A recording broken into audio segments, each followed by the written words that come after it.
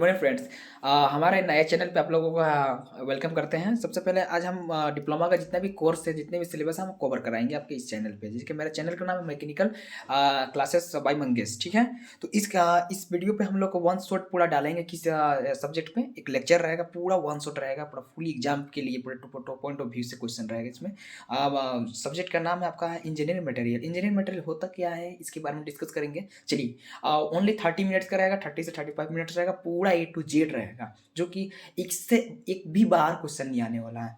जो भी है इसी से आएगा। ठीक है, चलो स्टार्ट करते हैं। ज़्यादा बात नहीं करेंगे क्योंकि आप लोग का एग्जाम है कल, और एग्जाम के लिए तो सबका टेंशन ही होता है। मेरे को भी टेंशन, मेरा भी पेपर है भाई। चलो ठीक है, चलिए देखिए इंजीनियरिंग मटेरियल होता क्या है। सबसे पहले ये क्या होता है, हम पहले समझाते हैं आप लोगों को। देखिए इंजीनियरिंग मटेरियल बेसिकली वो चीज़ जो है होता है जो इंजीनियरिंग पर्पज के लिए जो यूज किया जाता है। जिस मटेरियल का इंजीनियरिंग पर्पज के लिए जो यूज किया जाता है उसी को हम लोग इंजीनियरिंग मटेरियल बोलते हैं। ठीक है, अब देख लो इंजीनियरिंग मटेरियल तो समझ में आ गया, लेकिन अब कोई पूछ देगा भाई तुम क्लासिफिकेशन बताओ इंजीनियरिंग मटेरियल का, तो वो भी सिंपल है। देखो इंजीनियरिंग मटेरियल का जो क्लासिफिकेशन होता है बेसिकली अगर बोला जाए तो ये टाइप्स होता है, 8 टाइप्स के होते हैं लमसम। ठीक है ना, 8 होते हैं, बहुत सारे होते हैं, लेकिन हम 8 ही बताएंगे अभी। हम लोग डिप्लोमा में 8 को पढ़ना है ना, तो ऐसे बहुत सारे हैं, लेकिन 8 ही का चलो नॉलेज रखो ना यार, उतना लिखेगा थोड़ा ना। 8 होते हैं, मेटल्स होते हैं, सेरेमिक्स होता है, और फिर एक होता ऑर्गेनिक होते हैं, फिर उसके बाद कंपोजिट होते हैं, फिर प्लांट कंडक्टर होता है, फिर फेरस और नॉन फेरस। अब इसको हम डिफाइन करते हैं, थोड़ा थोड़ा एक एक लाइन में डिफाइन करेंगे, जिससे आप लोग एग्जाम में कुछ ना कुछ पॉइंट लिख ही लीजिएगा। देखिए मेटल्स तो सबको जानता है। मेटल्स वो चीज़ होता है जो एलिमेंट्स रेडियली वो उससे लगते हैं इलेक्ट्रॉन के साथ, और इलेक्ट्रॉन उसको प्रोवाइड करते हैं, मेटेलिक बॉन्ड बनाते हैं। मेटेलिक बॉन्ड बना के उसमें क्या करते हैं, इलेक्ट्रॉन को इलेक्ट्रिकली कंडक्टिविटी यानी कंडक्ट कराते हैं इलेक्ट्रिसिटी को। ठीक है, ये आपका मेटल हो गया। अब मेटल के कितने टाइप्स होते हैं ये भी हम तुमको डिफाइन कर रहे हैं। मेटल देख लो, पहले तो एग्जांपल समझो मेटल क्या होता है। एग्जांपल इसका मेटल आयरन होता है, एल्यूमिनियम होता है, ये तो बेसिकली सबको जानता है, नॉर्मल नॉर्मल चीज़ें। थोड़ा ज़्यादा स्पीड नहीं बोल रहे, क्योंकि ज़्यादा स्पीड नहीं बोलेंगे तब भी आपका प्रॉब्लम ही है। थोड़ा फास्ट वीडियो करके देख लीजिएगा, समझ में आ जाएगा। अब देख लो यहाँ तक समझ में आ गया होगा। अब चलो आगे चलते हैं। सेरेमिक मटेरियल्स क्या होता है। सेरेमिक मटेरियल मतलब वो चीज़ होते हैं, वो मटेरियल जो कंसिस्ट करते हैं किस चीज़ को, नाइट्राइट्स को, लीड को, है ना, ये सब का सेरेमिक मटेरियल होता है। ओके, अब उसके बाद सिलिकेट्स होते हैं, कार्बाइड्स होते हैं, इस सभी का भी डेफिनेशन हम आप लोग को बताएंगे, लेकिन यही होता है सेरेमिक मटेरियल। ठीक ना, ये सब किस चीज़ से बनता है, इन ऑर्गेनिक और नॉन मेटेलिक के साथ बनता है। जैसे क्या ना, सेरेमिक्स में क्या आता है ना, जब आप लोग को इंडस्ट्री में जब जाइएगा तो वहाँ पे एक सुपर कूल्ड सिस्टम होता है, जो बहुत बड़ा बड़ा चीज़ होता है, वो क्रिस्टल टाइप का होता है। वो क्रिस्टल स्ट्रक्चर में अपना बैठेगा, तो उसी के लिए उसी के दौरान उस मटेरियल को हम लोग रखते हैं, जो कि हाई टेम्परेचर को जब ठंडा करना होगा तो किस चीज़ से कीजिएगा, सुपर कूल्ड में रखिए, तब ना लिक्विड ठंडा होगा। ठीक ना, लिक्विड में आएगा। ठीक है, अब सेरेमिक मटेरियल क्या होता है। सेरेमिक मटेरियल बेसिकली रॉक होते हैं भाई, पत्थर, जो कि क्ले मटेरियल। अब तुम लोग सोच रहे हैं क्या चीज़ बोल रहा है, मतलब सेंट में जानता है ना, बालू वालू, यही सब तो सेरेमिक है। जो छोटे छोटे कंकड़ टाइप के दिखते हैं, क्ले होते हैं, मिनरल होते हैं, ये सब मटेरियल को हम लोग सेरेमिक बोलते हैं। ठीक है, अब चलो आगे चलते हैं। अब देखिए, चलिए आते हैं ऑर्गेनिक मटेरियल पे। ऑर्गेनिक मटेरियल होता क्या है। ऑर्गेनिक मटेरियल बेसिकली आप पॉलीमेरिक के बारे में जानते हैं। पॉलीमेरिक मतलब वो मटेरियल जैसे कि उसमें क्या होता है, कार्बन कंपाउंड से बनते हैं। पॉलीमेरिक मतलब, अब पॉलीमेरिक सॉलिड का कॉम्बिनेशन होता है किस चीज़ से, लो मोलिकुलर चेन के साथ। ठीक है, इसी को अब ज़्यादा नहीं डिफाइन करेंगे यार, ज़्यादा डिफाइन करने से क्या होगा ना कि ज़्यादा लॉन्ग वीडियो हो जाएगा। ठीक है, बस थोड़ा थोड़ा डिफाइन कर दे रहे हैं। अब एग्जाम्पल सुन लो ऑर्गेनिक मटेरियल का। ऑर्गेनिक जिसके रबर होते हैं। हाँ, एक बात और, पॉलीमर मटेरियल जो कंटेंट कहाँ कहाँ होता है ऑर्गेनिक मटेरियल के साथ, नेचुरल में पाया जाता है, सिंथेटिक में पाया जाता है, और मैन्युफैक्चर बेस्ट केमिकली पे होता है। ठीक है, कार्बन पे ही सब बेस्ट है। ओके, अब चलो इसका एग्जांपल सुन लो। एग्जांपल तो बोल ही दिए अभी, रबर हो गया, प्लास्टिक हो गया, पेपर हो गया, फिल्स हो गया, ये सब एग्जांपल है। ठीक है, अब कंपोजिट क्या, अरे कंपोजिट से तुम सीधे सिंपल समझ रहे, कंपोजिट कंसिस्ट क्या करेगा, दो से ज़्यादा, दो से टू मोर देन वन, दो से ज़्यादा ही रखे उसी कंपोजिट मटेरियल बोलते हैं। ठीक है, जैसे कि फाइबर ग्लास हो गया, फैमिली ये सब होता है ना, कंपोजिट मटेरियल का डिफरेंट कर लोगे। अब देख लो ये पॉलीमर हो गया, फाइबर ग्लास हो गया। ठीक है, अब आगे चलते हैं। सेमीकंडक्टर क्या होता है। सेमीकंडक्टर का मतलब सेम ही, मतलब कि उसमें नॉन कंडक्ट भी होगा और कंडक्ट भी होगा। कहने का मतलब है कि उसमें कंडक्टर भी होता है और इंसुलेटर भी होते हैं, दोनों होते हैं, और दोनों मिलाकर ही एक बिटवीन किसके साथ होते हैं, इलेक्ट्रिकल कंडक्टर्स और इंसुलेटर के साथ ही बनते हैं, और उसी को हम लोग सेमी कंडक्टर्स बोलते हैं। ओके, ठीक है, चलिए ये सब हो गया आपका। डिफाइन हम कर दिए what is mechanical properties and right the classification of mechanical properties. Okay, यही चीज़ था, ये एग्जाम में लिखेगा, हो जाएगा, इस पर नंबर मिल जाएगा। आप देखिए मेन में चीज़ को टॉपिक को हम ना कवर कराएंगे, वन शॉट करा रहे हैं, तो अब वन शॉट में ज़्यादा बड़ा भी नहीं करेंगे ना भाई। चलिए इस चैप्टर का एक और मेन डिस्कस कर लेते, वो भी आने का चांस होता है, एग्जाम में हर साल पूछता है। देखिए जब आपसे कोई पूछेगा मैकेनिकल प्रॉपर्टीज़ क्या होते हैं, तो मैकेनिकल प्रॉपर्टीज़ बेसिकली आप लोग जानते हैं। मैकेनिकल प्रॉपर्टी हार्डनेस होते हैं, मलिएबिलिटी, डक्टिलिटी होते हैं, और भी बहुत सारे मैकेनिकल जैसे फैटिक होते हैं, है ना, इलास्टिसिटी होते हैं, है ना। तो यही सब होते हैं। अब चलो थोड़ा एक एक लाइन सभी को डिफाइन कर देते हैं, बस खत्म हो जाएगा मैकेनिकल प्रॉपर्टीज। ओके, चलो सबसे पहले हम लोग क्या है, मलिएबिलिटी। मलिएबिलिटी अंडर किसके स्टैंड पे रहते हैं, डिफॉर्मेशन जो होते हैं फोरेन एंड रोलिंग के दौरान होते हैं। समझ में आ रहा है, इसी को हम लोग मलिएबिलिटी बोलते हैं। मलिएबिलिटी कंपोस्ट जैसे कि उसमें ये एबिलिटी होता है, मलिएबिलिटी के अंदर वो एबिलिटी होता है, मटेरियल के अंदर वो एबिलिटी होता है जो हम लोग हैमरिंग करते हैं या फिर रोलिंग करते हैं, उसी को तो मलिएबिलिटी बोलते हैं। जैसे कि मलिएबिलिटी सबसे ज़्यादा किसका होगा, लीड का होगा कि गोल्ड का होगा। तो लोग सोचो, लीड का होगा गुड, बट मतलब सबसे ज़्यादा गोल्ड का मोस्ट मलिएबल होता है। आप जान रहे हैं ना, 2 किलोमीटर तार में तो कितना क्या, तो हम लोग लेते हैं 1 मीटर शायद गोल्ड को लेते हैं ना, उसको कितना हम लोग लंबा कर सकते हैं, गोल्ड बहुत ज़्यादा अच्छा था। गोल्ड मतलब गोल्ड का बहुत अच्छा मोस्ट मलिएबल माना जाता है ना, और वही हुई भी करता है। अब चलो डक्टिलिटी की बात करते हैं। डक्टिलिटी से क्या समझ में आ रहा है, डक्टिलिटी का मतलब वो कि उसको ये मतलब रबड़ समझता है, रबड़ को तानेगा ना, तो वो जब रबड़ को तान रहे हैं तो उसका जो फ्रैक्चर पॉइंट होता है वहाँ तो वो अगर ताना रहा है, और वो अगर नहीं फ्रैक्चर करता है, रप्चर नहीं करता है, उसी को हम लोग डक्टिलिटी बोलती हैं। समझ में आ गया होगा मेरा बात, तो बहुत अच्छा है, समझ गया। अब आगे चलते, यही होता है डक्टिलिटी।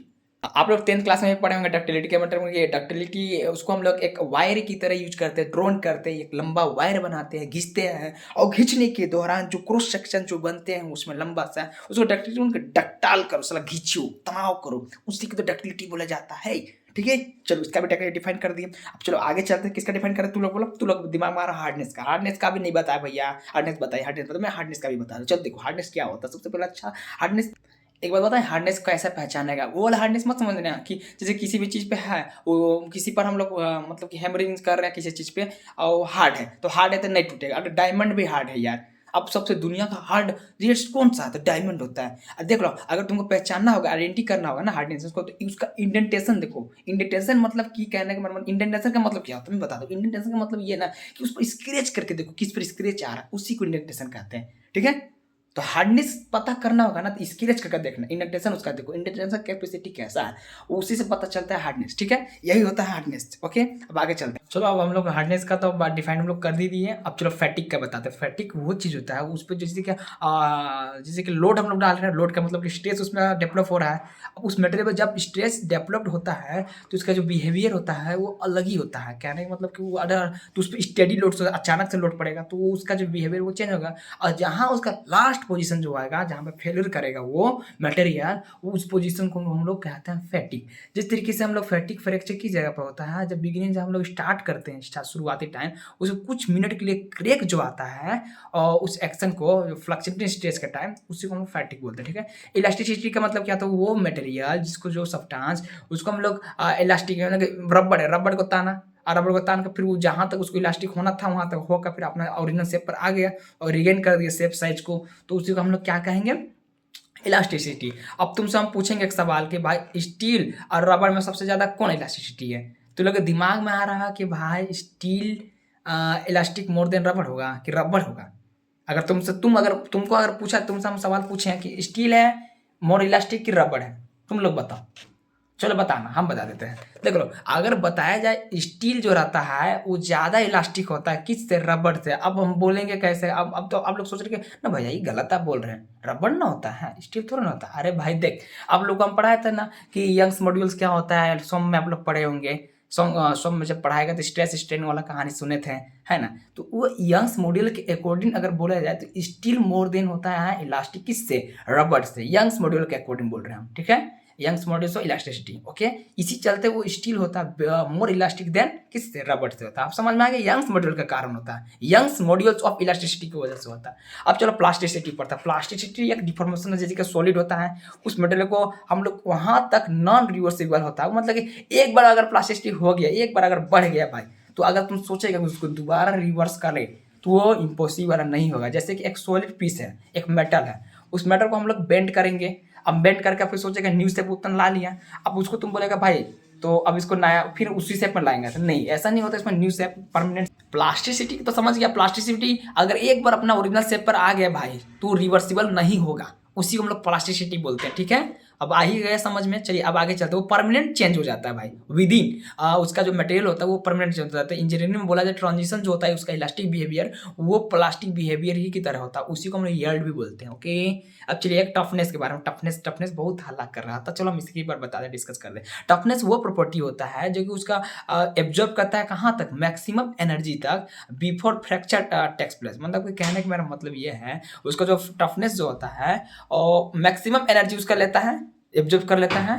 और टफनेस अगर मालूम करना होगा ना, जैसे साइकिल आप लोग चलाए होंगे, गाड़ी चलाए होंगे, तो उसका जो सोकर होता है ना, एक बेक इम्पैक्ट लोड से पड़ता है, पूरा एनर्जी अपना लेगा, फिर दोबारा से वो अपना रिगेन सेफ साइज में आ जाता है, उसी को टफनेस बोलते हैं। उसी टाइप का बिहेवियर को हम लोग एक एनर्जी को एब्जॉर्ब करेगा वहां तक जहां तक उसका पर यूनिट पर लिमिट वॉल्यूम तक, ठीक है, अब वो एक्सप्रेस बाद में कर देगा अब मोल्डिस ऑफ टफनेस तक, ठीक है, इसी को हम लोग टफनेस बोलते हैं। चलिए अब आगे चलते हैं। हम लोग कुछ मेन जनरल कंसिडरेशन करते हैं सिलेक्शन को, जो मटेरियल का किस तरीके से आप लोग सिलेक्शन कीजिएगा। मान लीजिए आपको इंडस्ट्री में भेज दिया जाएगा, अब मटेरियल को आप लोग को सिलेक्शन करने के लिए बोल दिया गया, तब मटेरियल कैसे आप लोग उसको सिलेक्शन कीजिएगा। सबसे पहले आप लोग उसका स्टेप बाय स्टेप समझिए मेरे बात को। सबसे पहले उसको डिजाइन कीजिएगा, उसका फिजिकल क्वांटिटी कैसा है, कम है कि हल्का, उसको लीजिएगा।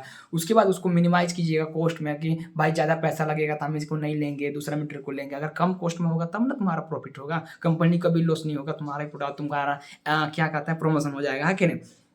तो उस तरीके से आप लोग परफॉर्मेंस को देखते हुए आप लोग उसको एनालाइज करते हैं, उसका मटेरियल का एप्लीकेशन देखते हैं, स्ट्रेंथ देखते हैं, प्रॉपर्टीज का, जैसे कि यील्ड कंप्रेसिव कैसा है, स्ट्रेंथ का डायरेक्ट कर रहा है कि नहीं हमारा लोड पर, है ना, यही सब होता है। अब चलो कुछ मेन चीज़ को हम डिस्कस करते हैं फेरस और नॉन फेरस मटेरियल पर। बहुत ही इंपॉर्टेंट क्वेश्चन है, ये क्वेश्चन हर साल ही आता है एग्जाम में, और आएगा ही इस बार भी। देखो फेरस क्या होते हैं, फेरस एक एलॉय होते हैं जो कि उसमें आयरन का होते हैं, आयरन का मेन कंपोनेंट का दो टाइप होते हैं, एलॉय का मेन जो आयरन है, अब आयरन का मेन टाइप जो कि आयरन का मेन टाइप ऑफ एलॉय का, उसी को फेरस एलॉय बोलते हैं।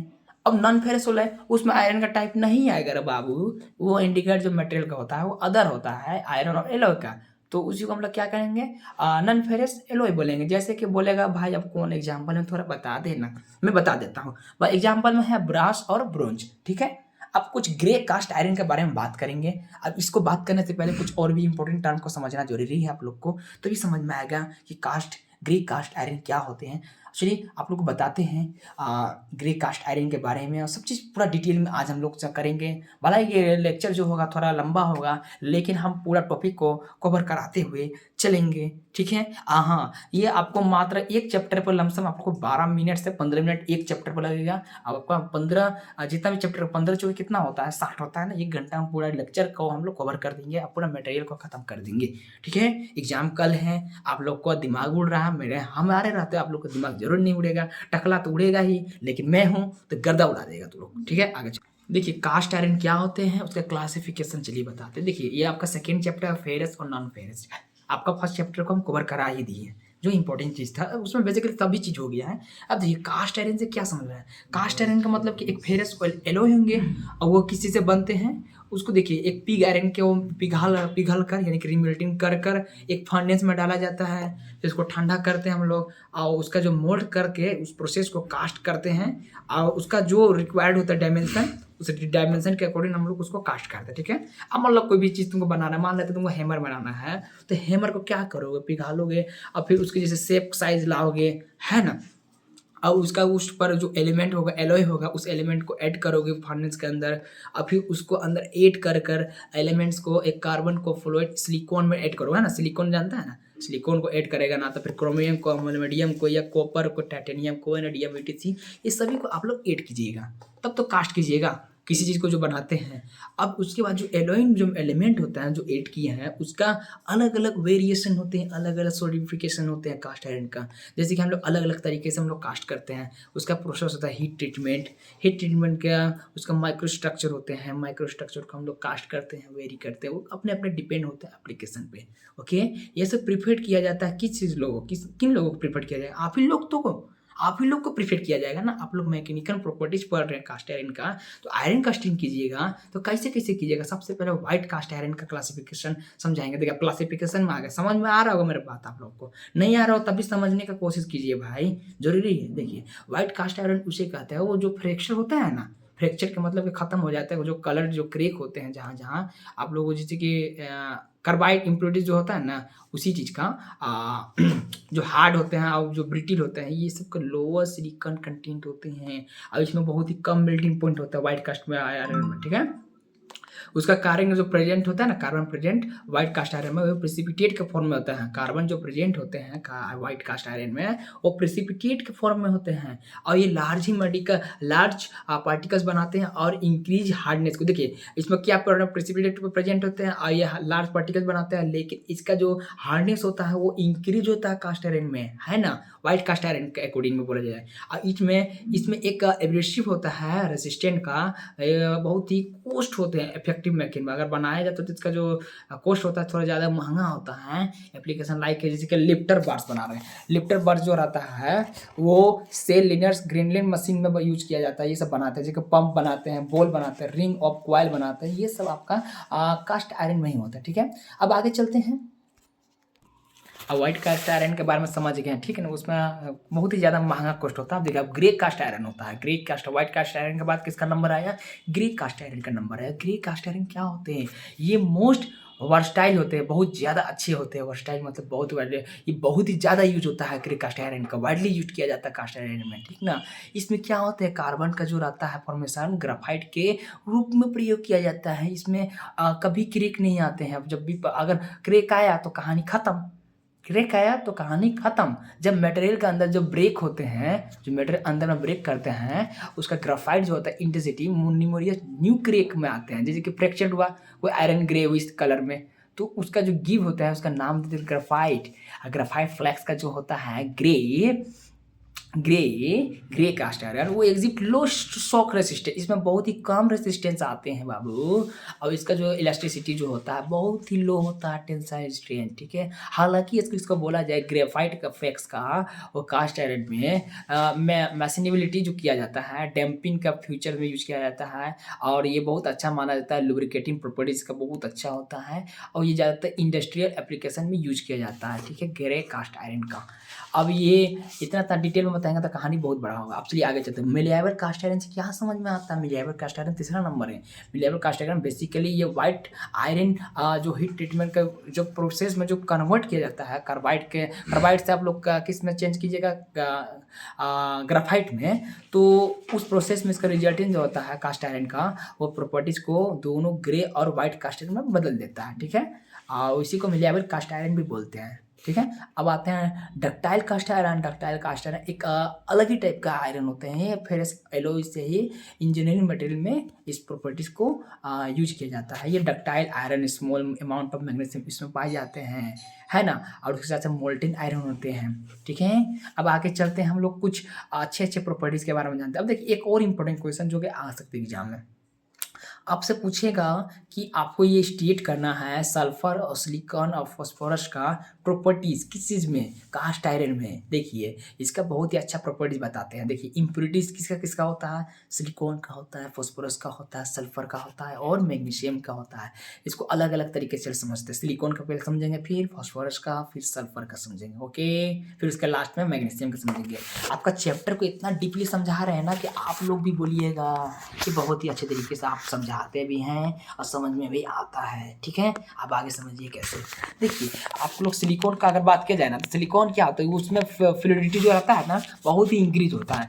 सिलिकॉन का बात करें तो ये बहुत ही सॉफ्टनेस होता है, आयरन में बहुत ही सॉफ्टनेस होता है।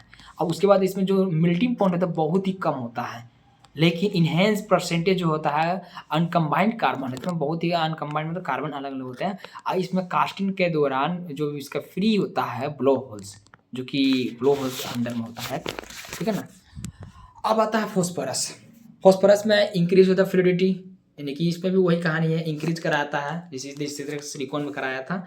उसके बाद ये इसको हम लोग क्या करते हैं, फॉस्फोरस को हम लोग कोल्ड करते हैं, पहले शॉर्टनेस कुछ देर के लिए हम लोग कुछ समय के लिए ठंडा करते हैं ऑर्डिनरी टेम्परेचर के दौरान, जिसके ब्रिटनेस जब किया जाता है, बस इतना ही। सल्फर क्या होता है, सल्फर में क्या होता है, इसमें जो फॉर्मेशन होता है ब्लो होल्स का होता है, और कास्टिंग जो होता है इसमें अब बिना आवाज़ का होता है, अनसाउंड होता है ना सल्फर में। और एक्सरसाइज अगर बताया जाए तो इंजोरियस इफेक्ट के लिए मेटल जो रहता है ये परसेंटेज इसका शुड बी कीप्ड कितना परसेंट में रखा जाए, 0.1%, ओके। चलिए अब हम लोग कार्बन पढ़ेंगे, कार्बन क्या होता है, कार्बन स्टील के बारे में पढ़ेंगे और इसका क्लासिफिकेशन कार्बन स्टील के बारे में जानेंगे। चलिए बहुत इंपॉर्टेंट टॉपिक ये वाला है, इस पर जरूर ध्यान दीजिएगा। ओके चलिए बस और कुछ मिनट के लिए हम लोग इस चैप्टर को चलाएंगे, उसके बाद 2 चैप्टर बाद में हम कवर कराएंगे, ठीक है। कार्बन स्टील का क्लासिफिकेशन पढ़िए और इसका क्लासिफिकेशन के बाद कार्बन स्टील होता क्या है इसके बारे में। देखिए कार्बन स्टील ये एलो से ही बनते हैं, मिक्सचर ऑफ एलो जो होते हैं कार्बन और आयरन का होता है, उसी को हम लोग कार्बन स्टील बोलते हैं। इसमें आयरन का कितना होता है परसेंटेज, 0.12 से लेकर 2.0% तक इसमें कार्बन होते हैं, ठीक। इसी को कार्बन स्टील बोलते हैं। ओके 0.12 से स्टार्ट होते हैं और 2.0 तक ही इसमें परसेंटेज होता है कार्बन का। अब देखिए क्लासिफिकेशन अगर बोला जाए कार्बन स्टील का, इसमें 2 टाइप के क्लासिफिकेशन होते हैं, नहीं 2 या 3 टाइप के होते हैं। इसमें लो कार्बन स्टील होते हैं, मीडियम कार्बन स्टील होता है और हाई कार्बन स्टील बोलते हैं, ठीक है। अब लो कार्बन स्टील में प्लेन कार्बन स्टील का क्लासिफिकेशन होता है, उसमें कंटेंट कितना रेंज से स्टार्ट होगा, फ्रॉम 0.08 से नीचे होते हैं बिलो 0.3 तक, इसी को हम लोग लो कार्बन स्टील भी बोलते हैं। जैसे कि लो कार्बन स्टील का अगर डेफिनेशन अगर समझाया जाए तो इसमें जो स्टील होते हैं, स्टील को रखा जाता है कार्बन के अंदर लेस देन 0.15%, इसी को हम लोग डेड फील्ड स्टील कहते हैं। जो मर जाता है उसमें कितना परसेंट तक मर जाता है, यानी कि 0.15% जो रहता है उससे नीचे अगर रहेगा तो वो डेड मिल्ड स्टील बोला जाता है, माने कि पिघला खत्म होगा, कोई यूज के कोई काम का नहीं होता है। अब मिल्ड स्टील जो रहता है ये इफेक्टेड नहीं होते हैं हीट ट्रीटमेंट के टाइम, स्पेशली अगर बोला जाता है हार्डनिंग प्रोसेस भला ही होगा लेकिन इस तरीके से नहीं होता। ओके अब आगे समझिए स्टील जो होता है बहुत ही अच्छा था, मेसिएबिलिटी मशीन के द्वारा उसको वेल्डेबिलिटी किया जाता है। ये ज़्यादातर यूज होते हैं मेकिंग वायर बनाने में या फिर नट बनाने में। ये रिवर्स जो देखे हैं, नट्स देखे हैं, बोल्ट देखे हैं, स्क्रू देखे हैं, सीट्स देखे हैं, प्लेट देखे हैं, ट्यूब्स देखे हैं, रड देखे हैं, ये सब में यूज होता है। किसी चीज़ को लो कार्बन स्टील में इसी चीज़ से बनाया जाता है, इसका एप्लीकेशन समझ गए। अब चलिए मीडियम कार्बन स्टील की बात करें। मीडियम सही आप लोग को समझ में, मीडियम मतलब बीच में, वो वाला बात नहीं है भाई। मीडियम मतलब कि इसमें कुछ अलग ही कहानी होगा। देखिए प्लेन कार्बन स्टील जो होते हैं ये इसको कार्बन कंटेंट कितना रेंज में रखा जाता है, इसको 0.3 से नीचे ही रखा जाता है 0.6% तक, इसी को हम लोग मीडियम कार्बन स्टील बोलते हैं। लेकिन ये स्टील जो होता है स्ट्रॉन्गर देन किससे होता है, मिल्ड स्टील से। और इसका ड्यू जो रहता है मैशनेबिलिटी मैकेनिकल प्रॉपर्टीज वो फर्दर इंप्रूव करता है किस चीज़ को, हीट ट्रीटमेंट में। हीट ट्रीटमेंट में यह बहुत अच्छा रहता है। मैशनेबिलिटी इसका लीजर रहता है मिल्ड स्टील में।